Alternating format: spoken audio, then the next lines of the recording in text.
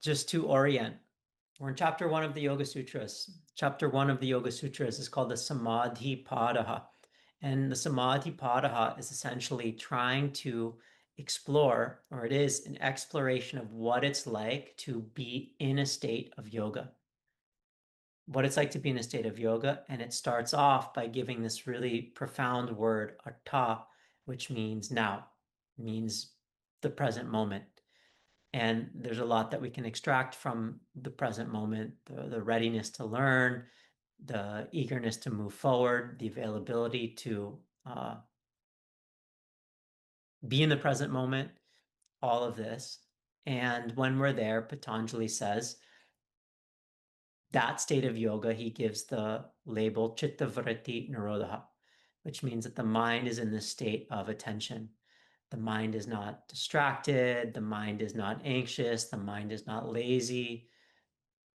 The mind is, our attention is completely held. This is what nirodha means. And consequently, when we're in that state of attention, he says that we abide in our own true nature. So we are connected to something deeper within us. We can call it our instinct, our intuition, our heart, our gut, spirit, consciousness, the divine. There's something within us. And that thing within us has, and this isn't out of the Yoga Sutras, but it's out of the teachings. This thing that's within us, it has two qualities to it. One is what's called Ānanda, essentially that there's a deep level of contentment. You could even say like such a high level of contentment that it presents itself as to be continuously okay with things or continuously um, I mean, it's oftentimes translated as bliss, but that's not the best translation. But Ananda means to be glad continuously. So there's this literal like continuous feeling of acceptance, contentment, gladness, I don't know, happiness, maybe you could say, go that far. So that's this one attribute of our own true nature. And the other is knowing, jnanam, which means that that's where all of the wisdom and the insight exists, lives, is in there. That's the attributes of our own true nature. When we can tap into that feeling, when we can abide in our own true nature, no matter what's happening in life, there's a sense of acceptance and there's a knowing of what it is that we need to do, how to proceed, what actions to take, what decisions to make. And that's what we're trying to tap into. Consequently, when we're not in that state of chitta vritti nirodha, when we're not attentive, then we're sort of at the helm of whatever the mind is doing, right? The mind is ruminating about something in the past that influences our decisions. The mind is tired, that influences our decisions. The mind is excitable, that influences our decisions. And it's not a bad thing. Like the mind's not inherently good or bad, but when we're operating from the level of mind, there's the possibility that it's overriding that knowing that's existing within us that we're trying to tap into. Something within us has the feeling of, I'm supposed to be in this relationship, or that knowing within us is, I know that I'm not supposed to be in this friendship. It's not supporting me. Or this knowing within us says, this is the job for me. Or this knowing within us says, I shouldn't be living here in this state, in this country, in this city. But then the mind instead says, oh no, you have lots of friends here. You should stay. This job pays well. You shouldn't quit. This relationship is convenient. Don't abandon it. So the mind oftentimes has an ulterior motive that's largely shaped around our patterning, and that's what we're going to look at in chapter 2. So this inner conflict between the heart, this knowledge, this state of ananda within us, and the mind is why we need to bring our mind to a state of attention to be able to observe this and reconnect internally. How do we go about doing that? Patanjali says we need to put in some effort and we need to relinquish some things. He says abhyāsa and vairāgyam. If we put in effort, we relinquish some things, then little by little, gradually over a period of time, we develop the capacity to be in the state of yoga, this state of attention, this present moment of awareness.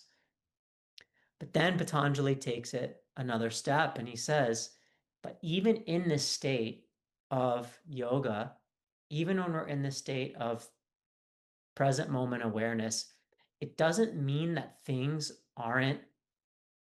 it doesn't mean that things are perfect.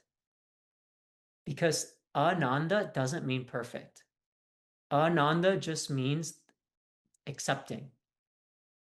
So in this state of yoga, when things aren't going the way that we'd like, or when things are difficult, what does that look like? Well, what Patanjali says is it looks like we're so tuned in to what we're experiencing internally that we're able to observe the qualities of imbalance as they show up. So we're able to observe when we're moving away from being in that state of yoga. And it looks like many things. He says it looks um he says it looks like we feel constricted, we feel dukkha, he says. We feel like the mind goes into negative thinking, spiraling in negative thinking. He says that the body doesn't function well. So if we're constantly waking up with a sore lower back or tight shoulders, or we're not sleeping, we're not digesting, we're not eliminating, like the functioning of our system isn't operating well, this is an indicator. He says when our breath is short and shallow, so our breath feels anxious, and then the mind distracted, these are indicators that we're moving out of a state of balance. And that then translates into our life. Remember, he says, basically, we experience other things. We experience sadness. We experience hastiness. We experience attachment. We experience aversions. We experience laziness. We experience regression. We experience confusion. We experience all these things when we're out of balance. And so, if we can start to observe both the indicators of being out of that state of yoga and how it's showing up in our life, this can also further, again, even in the state of yoga, this can even further, um, like it even further connects us to the present moment. That's why the word that he uses for these obstacles, he uses a word called antaraya. Antaraya means an obstacle, but antar means internal. So obstacles are a movement inward, internally. Obstacles should reorient our attention internally so that then we figure out what's going on and what can we do. And Patanjali says there's all kinds of things that we can do. He gives 9 examples. He says Ishvara Pranidhana, we can surrender to the highest, or we can pick one course of action, one effort, and we can stick with one thing.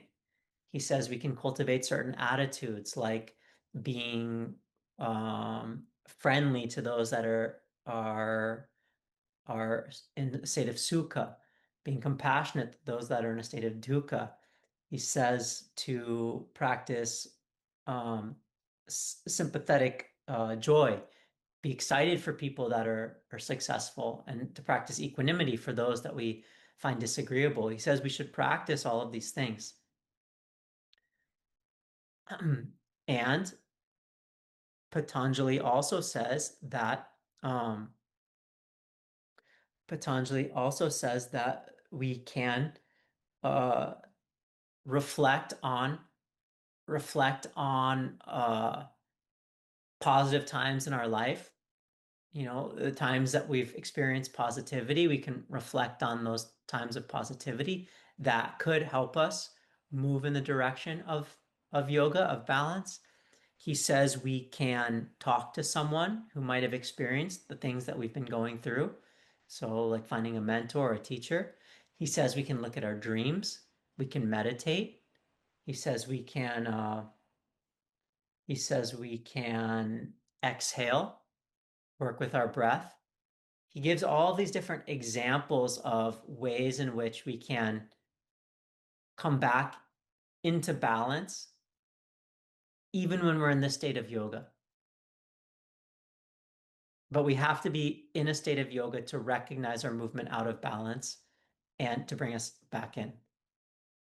Because once we're spinning out, I mean, once we're already out of balance and distracted, it's very hard to know what to do in those moments, right? It's like, I mean, I feel like I've seen this a lot when people are out of balance and they're trying to find a solution.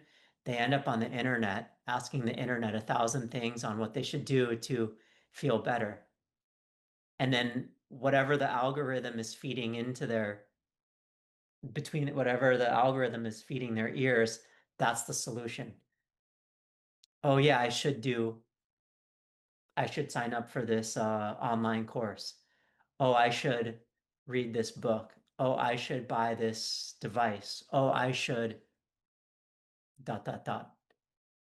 Because when we're out of balance and we're not in a state of yoga, then we continue to be fueled by the mind and not this knowing within.